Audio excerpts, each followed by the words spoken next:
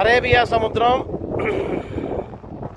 Oman దేశం, సలాలా అంటే Yemen దేశానికి కరెక్ట్గా బోర్డర్లో ఉన్నాం. అక్కడ తఖా అనేటువంటి చోట బ్లూయిష్ గ్రీన్, ఈ బీచ్ అంతా కూడా వాటర్ చూసారా, బ్లూ ఈష్ గ్రీన్ అది అక్కడ రాశాడు.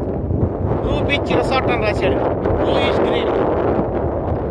అది మనము ఇక్కడ రావడానికి చాలా మంది ఎక్కడ కాదు, చివరి అక్కడ ఊరు. ఇది ఈ యొక్క కోస్తా నుంచి అంటే కోస్టల్ నుంచి మనం వస్తున్నాం. ఇదంతా అంటే విలేజెస్ అనమాట ఇక్కడ. దాంట్లో ఇది ఒక పార్ట్ అనమాట మనం వచ్చింది ఇక్కడికి. మొత్తం 270 కిలోమీటర్లు ఉన్నాయి. అది ఇక్కడ ఈ పక్కన ఇది చూడవలసింది దానికి అంతా కూడా. ఇది ఇక్కడ రోడ్డు లేదు, జస్ట్ మనమే ఏదో కచ్చా రోడ్డు ఉంటే ఆ రోడ్డు దాంట్లో ఎక్కించాను.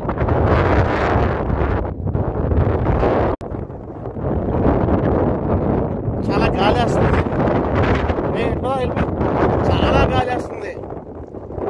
దగ్గర గాలి ఒక 60-70 కిలోమీటర్ల పైనే ఉండొచ్చు వేగం నాకు తెలిసి. గాలి అమితమైన గాలి, అసలు అలలు కూడా. అసలు బీచ్ ఉంది, ఆ కింద నుంచి వచ్చాము.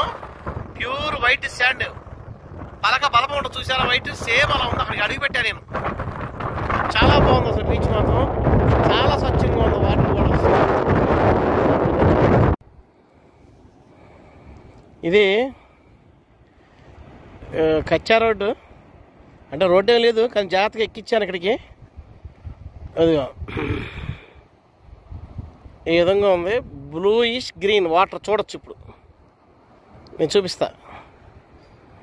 అదిగో అసలు చూడండి వాటర్ ఎంత ట్రాన్స్పరెంట్గా ఉందో, అసలు అద్భుతం కదా అసలు.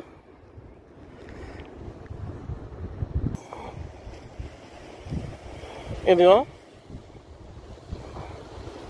ఆ కింద చూడండి, నాసు ఎంత స్పష్టంగా కనబడుతుందో. అదిగో ఎర్ర సముద్రం అంటే ఏదో కాదు, ఆల్గే ఉంటుంది కదా. ఆల్గే అంటే అది ఏమైపోతుందంటే చనిపోయి పైకి తేలిపోతే ఎర్ర రంగులో మారుతుంది. అందుకని ఎర్ర సముద్రం. అంతేగా నీళ్ళే ఎరుపు ఉండి సావు. చాలామంది ఎర్ర సముద్రం అంటే ఎరుపు అనుకుంటారు, నల్ల సముద్రం కాదు. ఆ కింద ఉండే ఆల్గే ఆ విధంగా ఇదైపోయి చచ్చిపోయి పైకి తేలితే అది ఎరుపు రంగులోకి వస్తుంది, కాబట్టి అది ఎర్ర సముద్రం.